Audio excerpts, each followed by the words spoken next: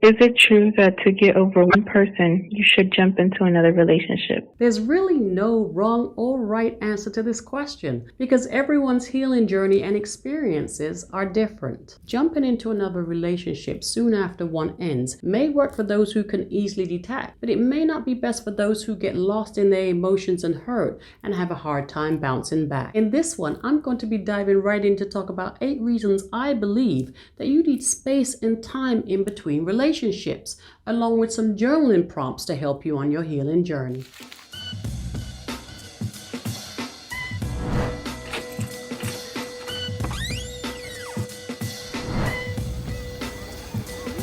Welcome back to SuesSpace. Hello to my new and returning subscribers. I am grateful for your support. This channel was created for you young people so that you can have a space to talk about your struggles and challenges. Don't forget to hit the notification bell so that you are notified every time I upload.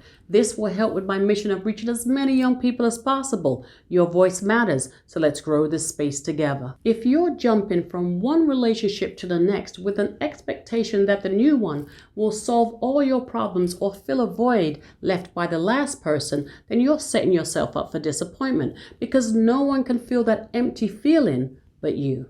I had a friend who would always say to get over one person, you should move on to another. And every time I would tell her, take a break, take some time for yourself. And she would ask me, what do I need time for? Well, number 1, you need time to grieve.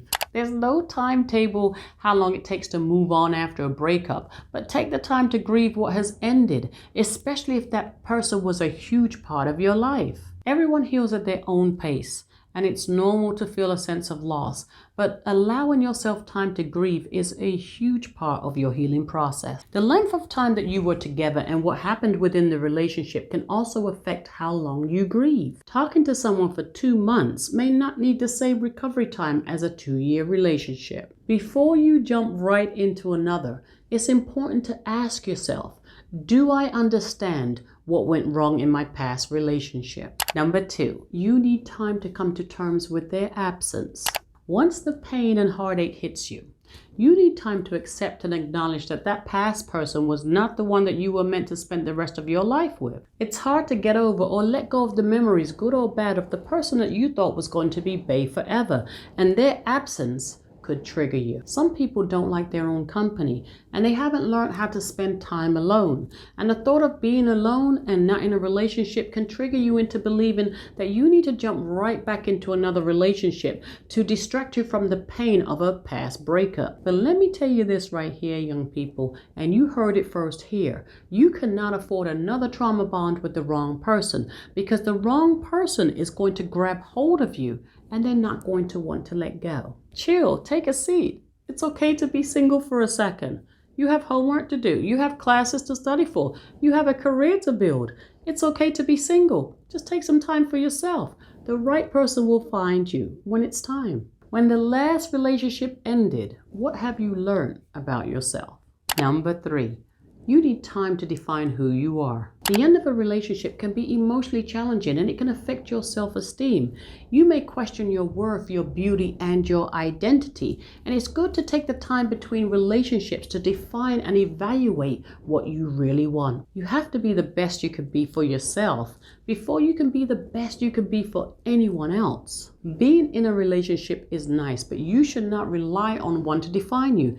You should be bad and bougie all by yourself. Ask yourself, self, do I need someone else's validation to feel good about myself? Number 4, you need time to feel your emotions. Your feelings will feel uncomfortable and painful at times, but it's important to let them in. You're allowed to feel disappointed, but rushing into another relationship without addressing your feelings is not smart.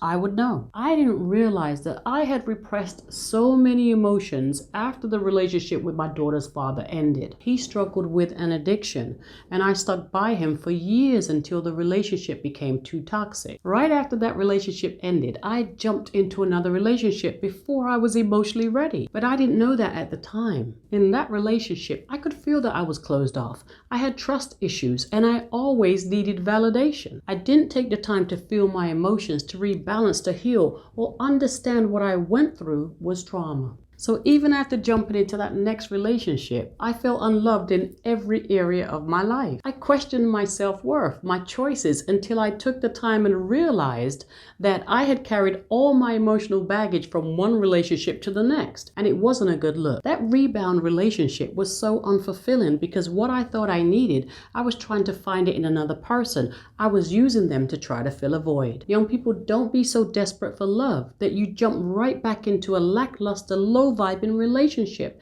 because that desperation will always lead you to settle. In between relationships, ask yourself, what can I do to pour more into self? Number 5, you need time to heal. Your healing process is going to start with or without you. The moment you feel or acknowledge your emotions after a relationship has ended starts the beginning of your healing. Everyone will have their own timeline and process for healing, and it's important not to rush into another connection without confronting the underlying hidden issues as to why your last relationship ended. Chasing or jumping on to the next one and taking your unresolved baggage and emotions with you is not the best way to move on. Give yourself time to heal before jumping into another commitment, and that includes casual hookups. Intimate relationships cloud your emotions and judgment. Preserve your energy and focus on your personal healing before you run to someone new. If you're not entering a relationship with clear, focused, and balanced emotions,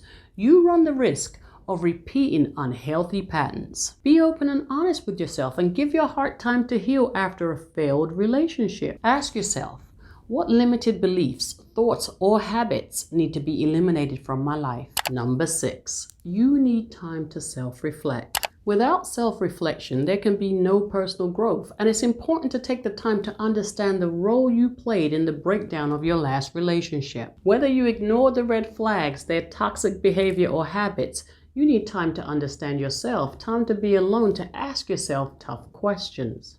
Journaling and reflection will help you to see and learn the lessons that you were meant to learn so that you don't repeat the same cycle or attract the same insecure, broken, unhealed, emotionally unavailable, abusive person again. I reflect by asking myself, are you over your ex?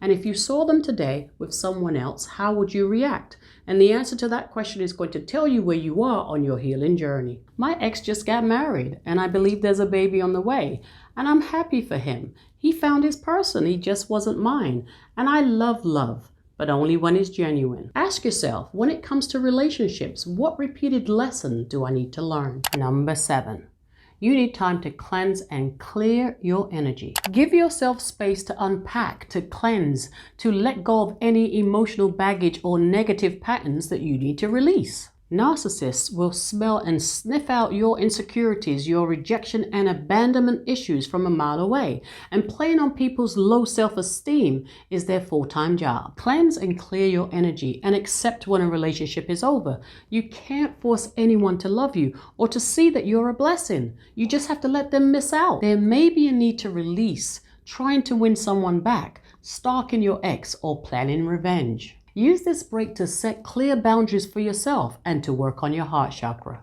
Ask yourself, what will I do differently in my next relationship?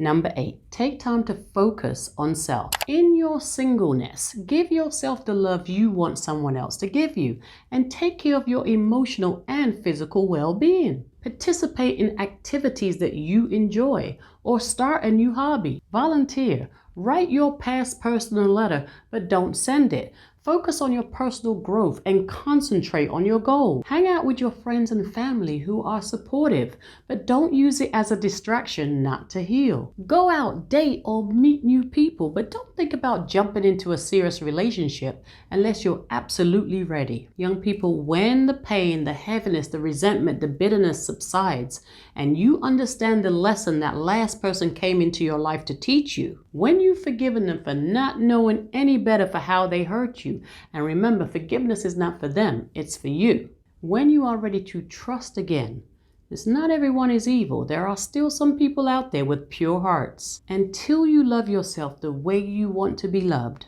you're going to continue to attract the same frogs and frogettes. Give yourself the love that you give to others and shower yourself with the love and respect that you deserve so that you can attract the same. Forgive yourself for being immature and not knowing how to love. Because how would you know if you wasn't taught? And that's all for this one. Let me know in the comments if this video was helpful. And don't forget to hit that like and subscribe button before you head out if you haven't already. Thank you for watching. Stay safe and true to yourself until the next one.